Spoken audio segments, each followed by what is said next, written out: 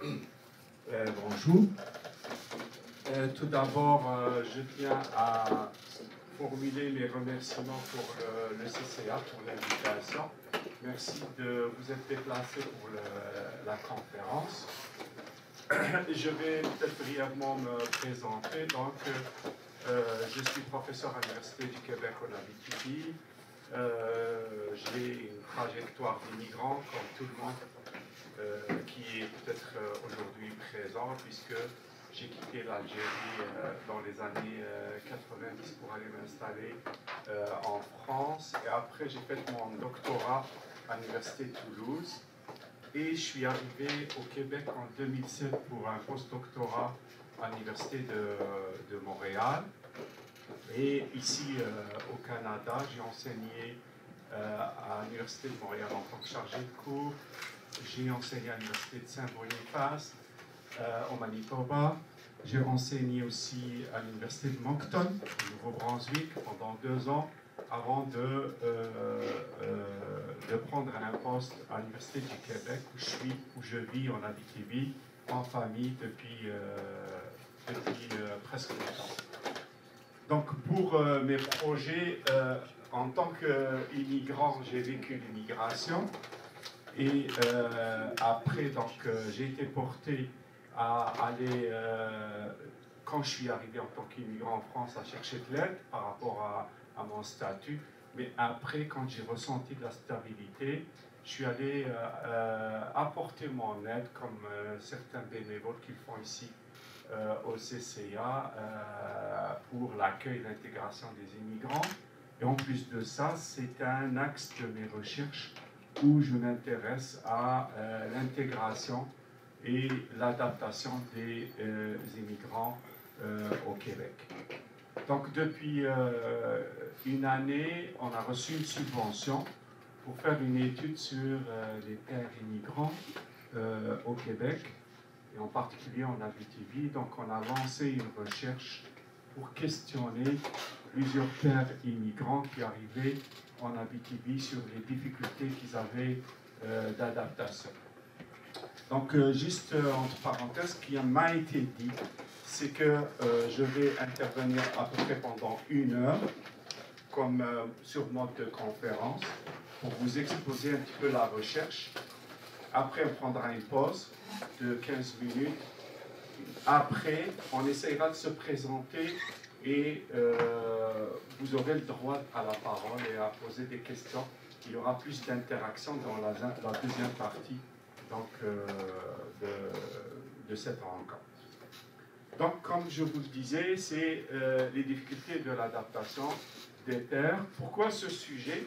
Ben, ça me touche, moi, parce que je suis père de 2 filles et j'ai assumé la paternité en contexte migratoire. C'est-à-dire que je l'ai vécu en tant que père et j'ai constaté les difficultés de certains pères à exercer la paternité, et ce qui m'a amené donc à explorer ce projet de recherche.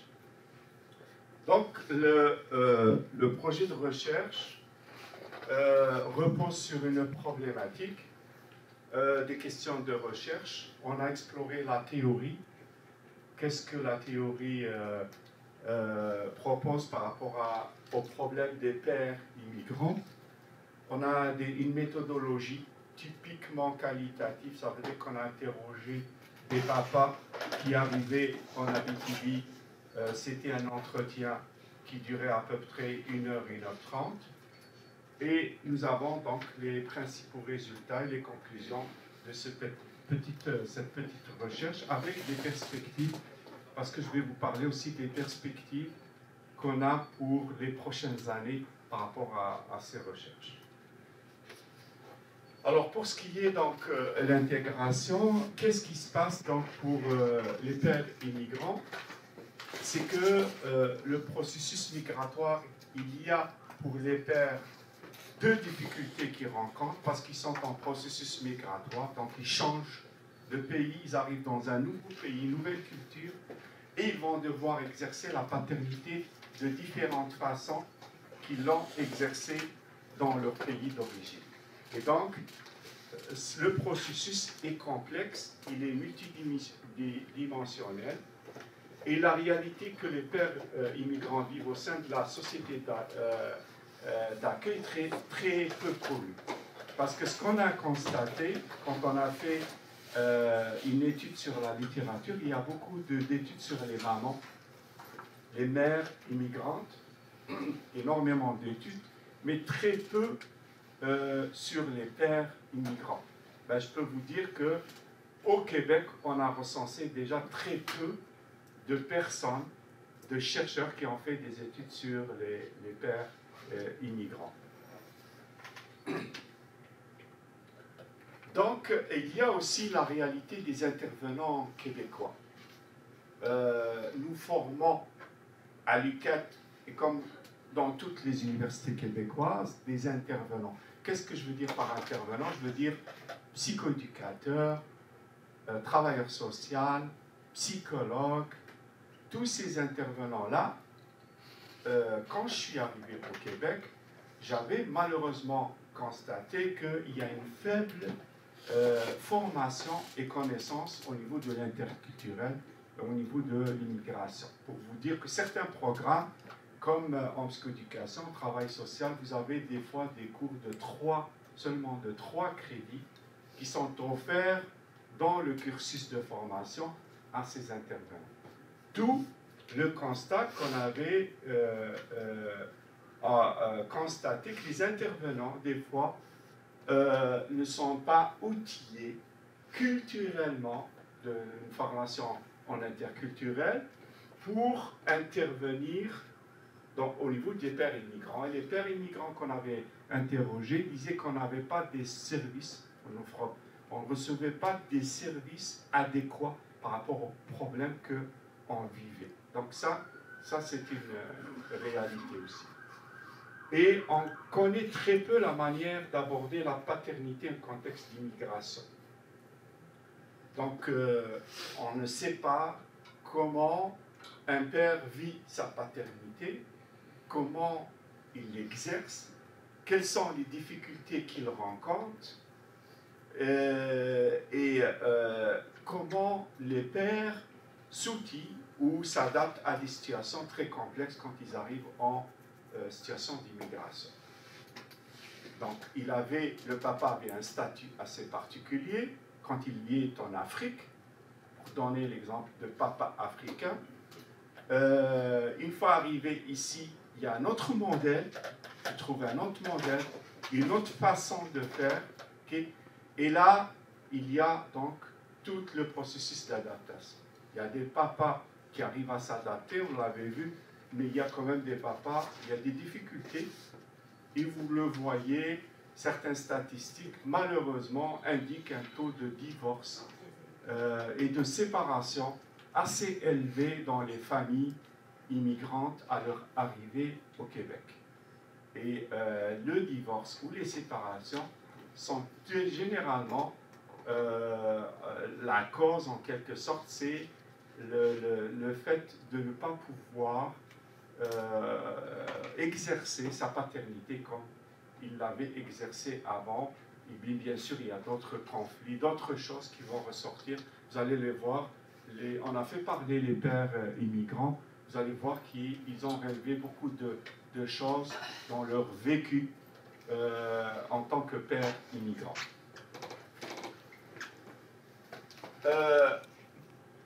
Donc les questions, c'est qu'on s'est posé des questions par rapport à l'étude, c'est les influences de l'immigration sur la paternité. Comme je le disais, c'est qu'il arrive, il y a un processus déjà pour un immigrant d'adaptation, d'intégration dans un nouveau milieu, de nouvelles valeurs, etc., etc.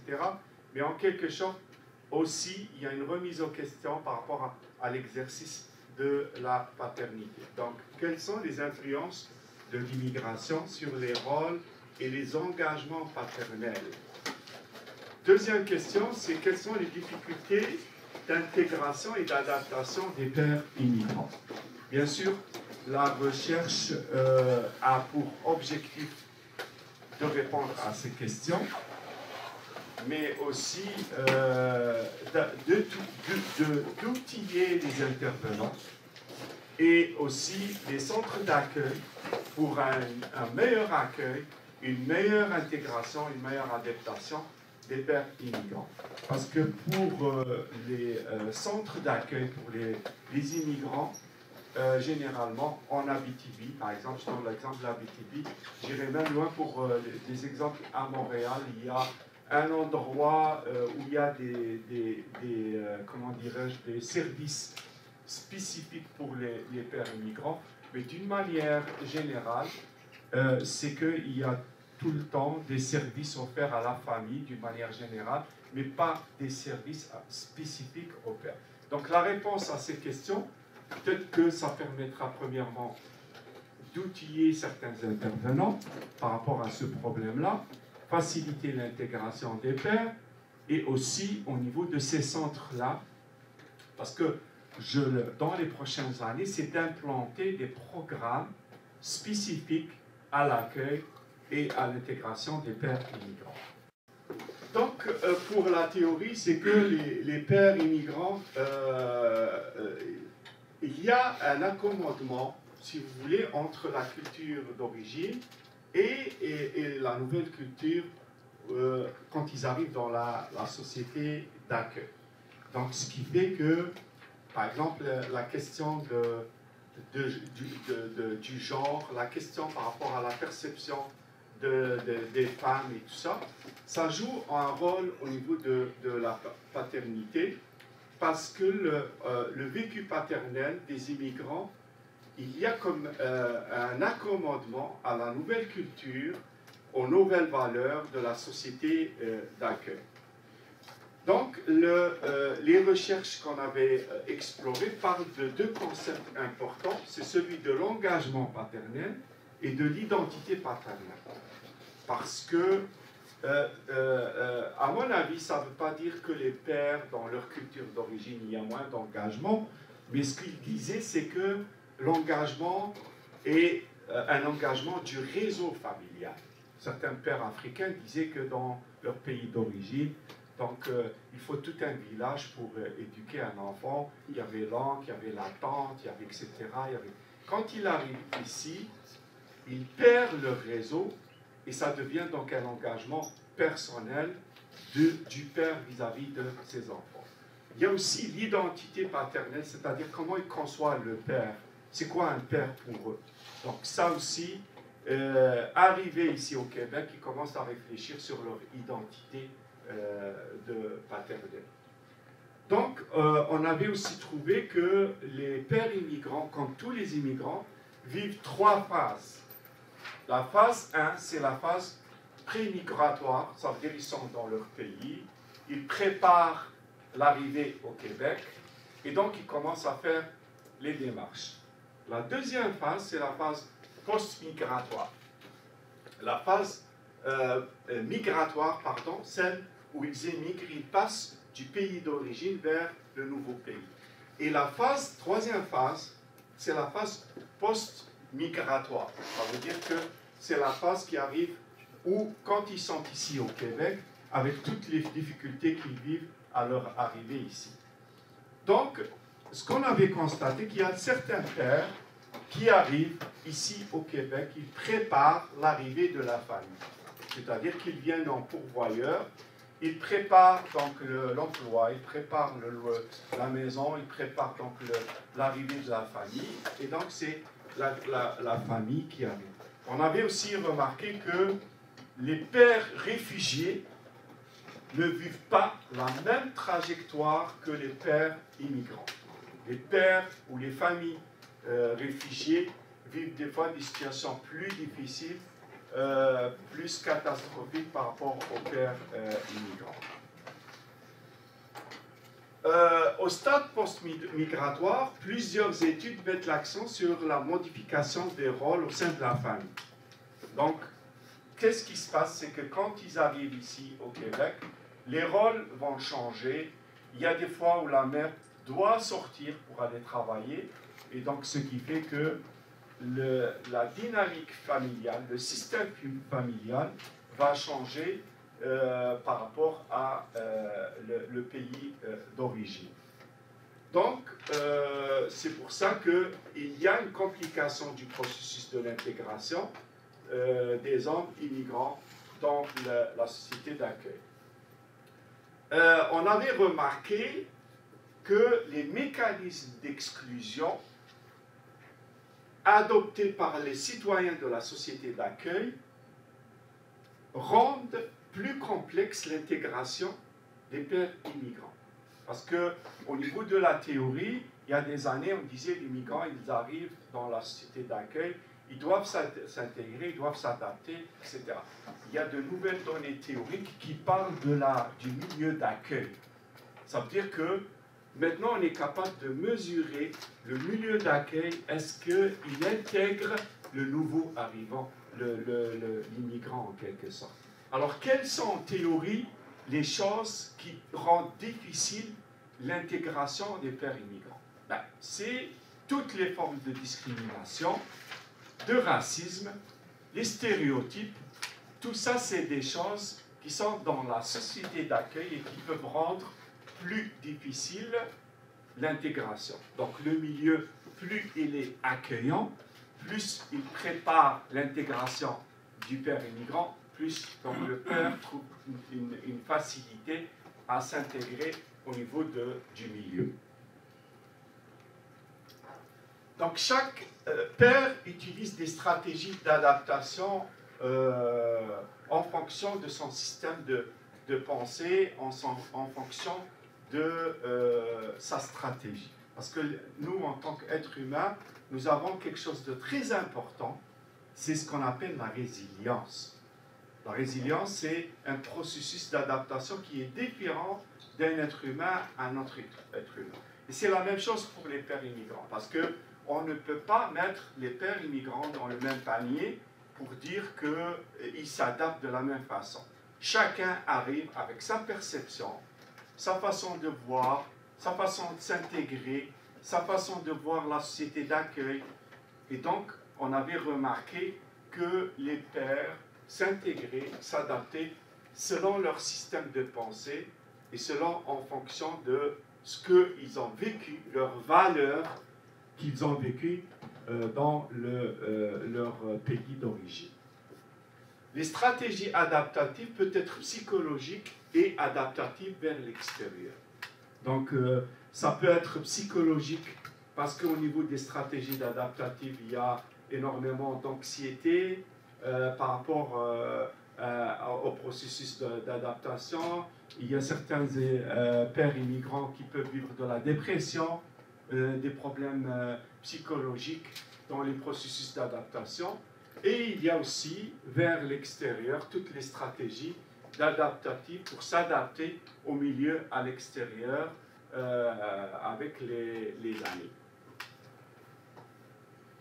Alors, pour ce qui est de la méthode, on avait dit que c'était une méthode qualitative parce qu'en Abitibi, on ne pourrait pas interroger une centaine de pères immigrants. Peut-être qu'à Montréal, ça aurait été plus facile.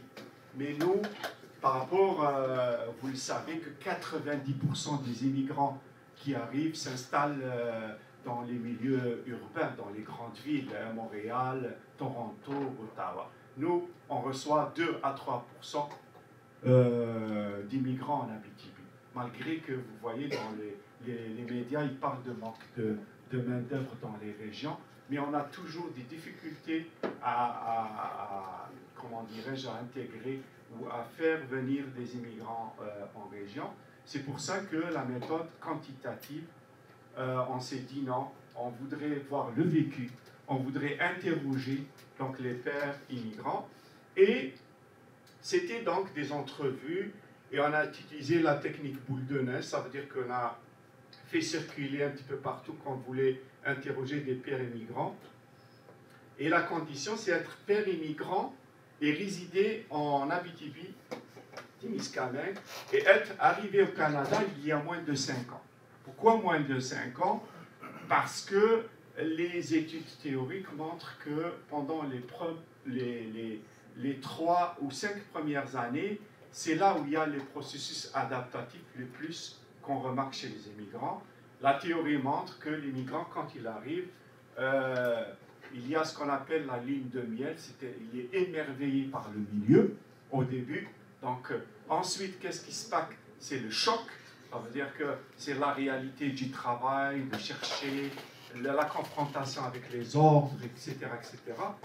Et après quelques années, il y a, comment dirais-je, la courbe commence à descendre, il y a un processus d'adaptation. Fait qu'on voulait voir un petit peu à cette phase-là des immigrants, parce que vous savez que quelqu'un qui est au Canada après une dizaine d'années ou une vingtaine d'années, ben, il y a quand même, c'est presque un citoyen canadien, je dirais c'est un citoyen canadien qui est passé par le processus, et donc on voulait explorer plus la première phase, le premier contact des pairs quand ils arrivent au Québec.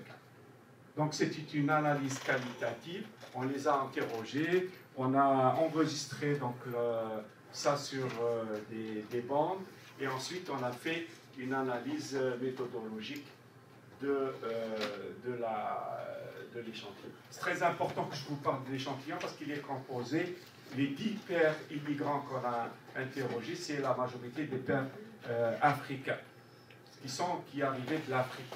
Parce qu'on a la perspective d'aller interroger après des pères qui viendraient de l'Amérique du Sud ou même de l'Europe, pour voir un petit peu s'il y a des différences de perception entre les pères selon leur.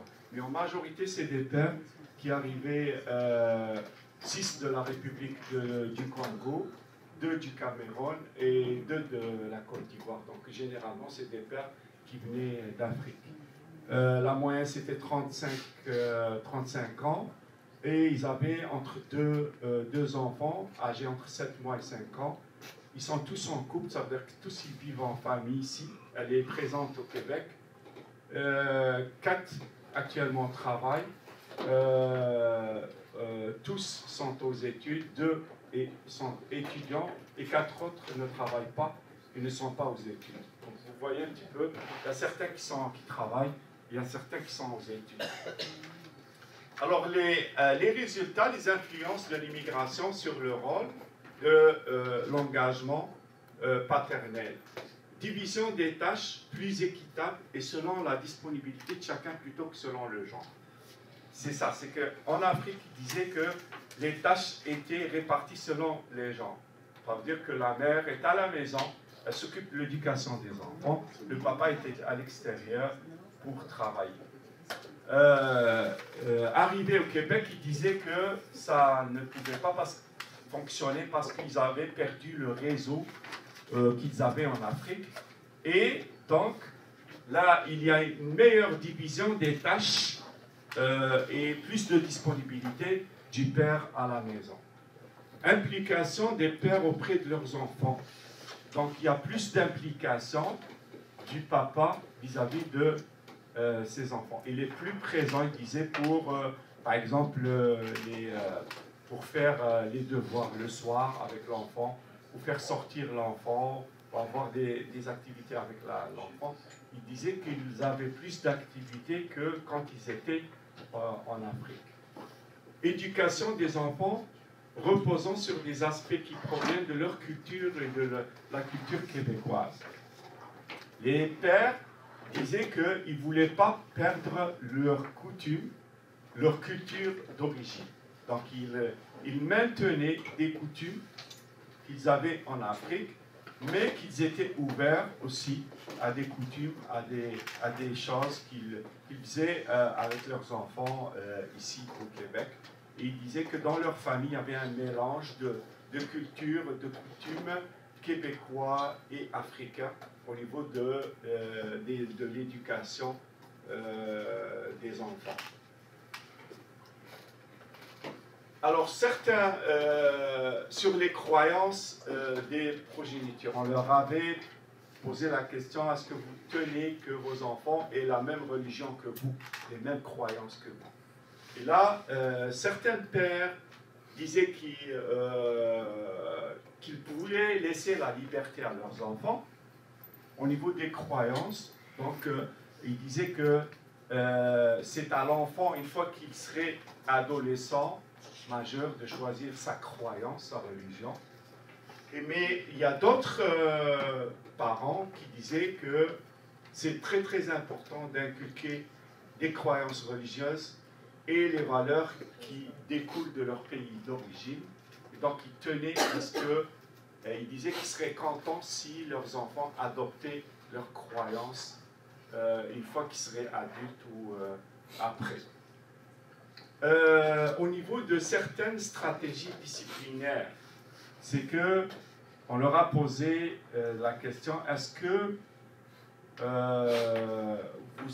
vous avez les mêmes... Est-ce que la question a été formulée avec délicatesse parce qu'on leur disait, est-ce que vous pensez que les corrections corporelles, vous pouvez les maintenir une fois que vous êtes au Québec?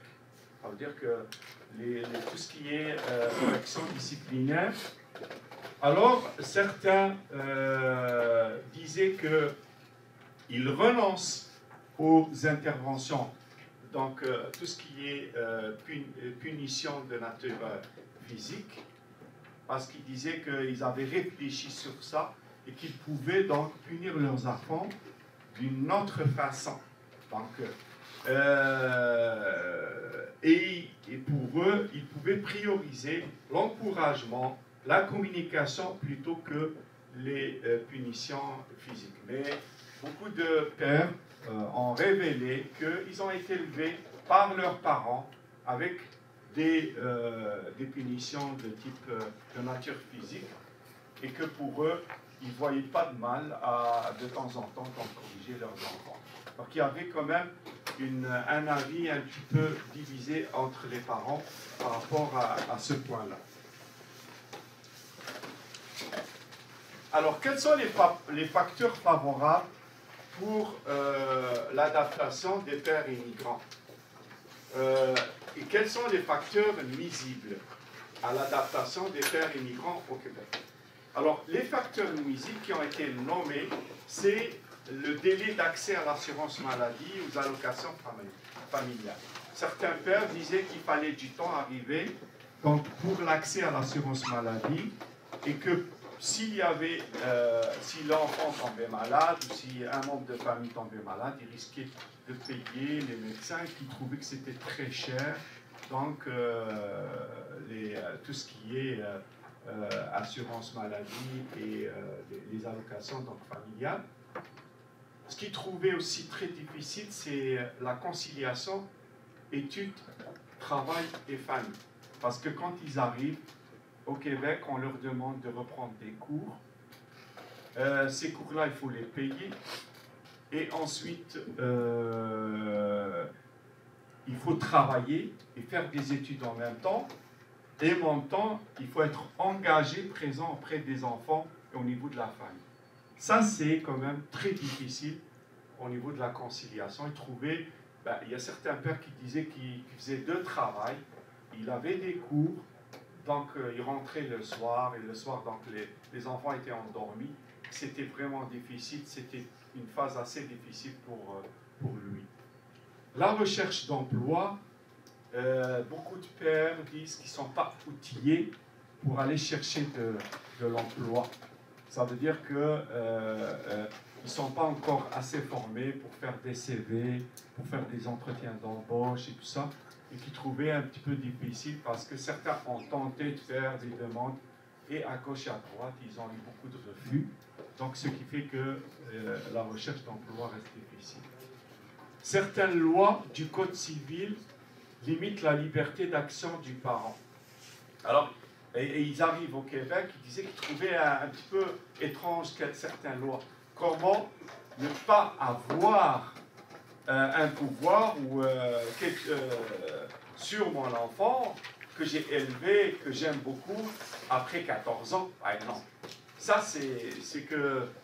Ils disaient qu'en Afrique, là, on ne l'a pas vécu, que eux, ils avaient 20, 30 ans, qu'ils étaient toujours sous la responsabilité de leurs parents en Afrique, parce que ce n'est pas la même chose qu'ici arriver une fois que l'enfant a 14 ans, donc c'est lui qui signe ses consentements, c'est lui qui doit faire tout. Donc ça, c'était un petit peu pour eux, un petit peu bizarre. jugement négatif des autres à l'égard de certaines pratiques éducatives propres à leur culture d'origine. Alors, ils avaient aussi affaire à des intervenants. Ils disaient qu'ils avaient remarqué des stéréotypes. Il y avait des pères qui disaient que certains intervenants pensent que les pères africains sont des pères violents ou qui sont des pères qui ne s'occupent pas trop de leurs enfants, et que dans certains intervenants, il y avait quand même une façon de penser, il y a certains stéréotypes qui revenaient dans leur contact avec certains services.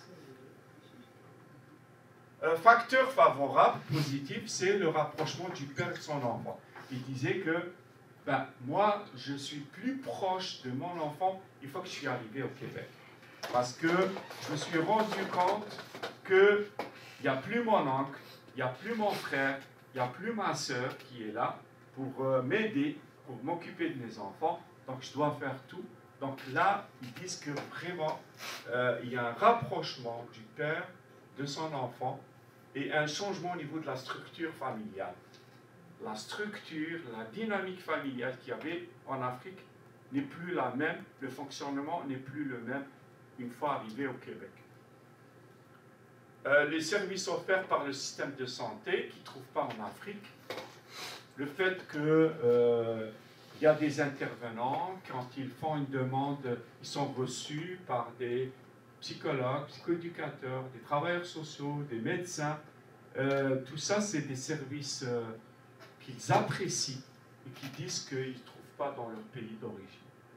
L'aide gouvernementale, exemple, il y a l'aide, le congé de paternité qui n'existe pas dans certains pays africains, l'aide financière aux études, toutes ces aides-là, les pères immigrants les apprécient beaucoup, ils trouvent que ça aide beaucoup à l'intégration et à l'adaptation des pères immigrants. Quelles sont les solutions qu'ils ont proposées? Parce que là, arrivé à la fin, on leur disait, ben, vous avez vécu des difficultés depuis que vous êtes arrivé au Québec, mais quelles sont les solutions que vous proposez pour faciliter l'adaptation des pères qui arrivent prochainement au Québec? Alors, ils disaient qu'il fallait mener une analyse réflexive sur les différentes culturelles entre leur pays d'origine et la société d'accueil. Cette démarche d'analyse réflexive, ils disaient qu'ils pouvaient les faire dans des centres d'accueil d'immigrants.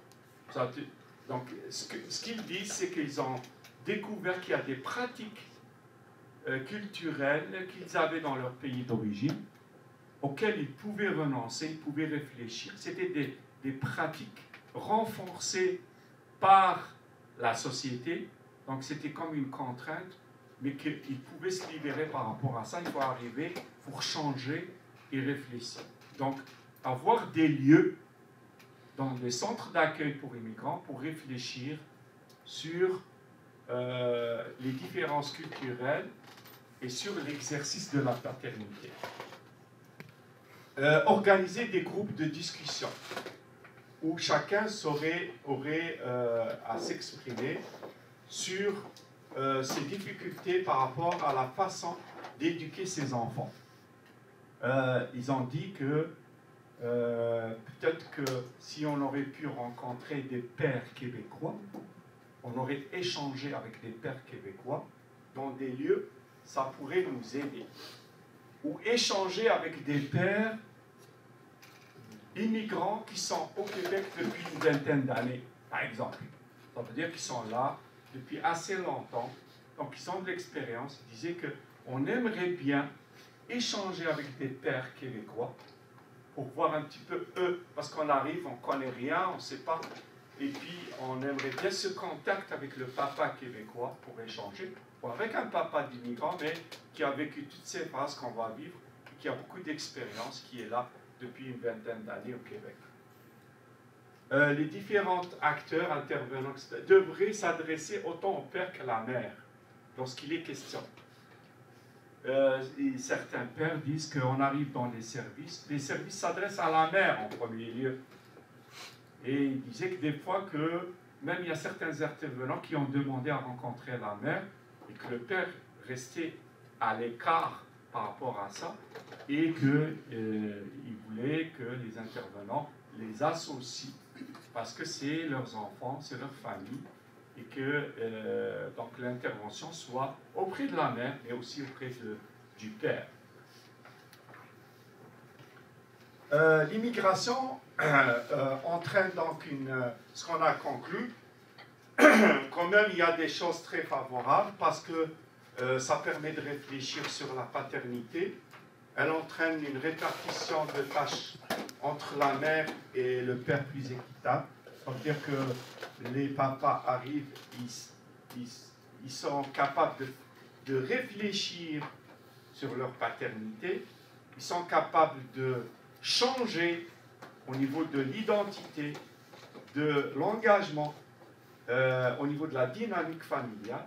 Tout ça, donc, il y a certains pères qui disaient qu'ils étaient prêts à le faire, ils sont en train de le faire pour une meilleure éducation, pour un meilleur avenir pour leurs enfants. Il y a un rapprochement entre le père et l'enfant, plus que dans le pays d'origine. Donc ils disent que ça, ils l'ont bien apprécié, le fait qu'ils se sentent plus proches de l'enfant que dans le pays d'origine. Au niveau de l'éducation des pères immigrants, les pères souhaitent bénéficier leurs enfants des aspects positifs de leur culture d'origine. Ça veut dire qu'en majorité, ils disaient qu'on n'était pas prêt à délaisser notre culture d'origine. Mais quand on voyait que nos enfants s'épanouiraient ou auraient plus d'équilibre s'il y avait un mixage, un beau mixage entre la culture d'origine et la culture québécoise pour que nos enfants s'épanouissent dans leur culture d'origine, mais aussi dans la culture québécoise. Et certains facteurs sont nuisibles à leur engagement, alors que d'autres sont favorables, et des solutions, comme j'avais dit, ont été proposées pour faciliter l'intégration et l'adaptation des immigrants. Donc voilà un petit peu ce qui est ressorti. Tout ça, je vous le dis, c'est pour une meilleure intégration des familles qui arrivent au Québec, comme je vous l'avais dit, pour éviter les séparations, pour éviter les divorces, les conflits et tout ça, pour que la famille immigrante, quand elle arrive, elle puisse vivre dans une harmonie, qu'elle s'adapte et qu'elle s'épanouit au niveau du milieu québécois. C'est ça l'objectif des recherches pour les prochaines années. Donc, je vous remercie pour votre attention. Je pense que je vais clore cette première partie pour prendre la pause. Ensuite, on reviendra. Vous pourrez parler, exprimer ce que vous voulez. Merci pour votre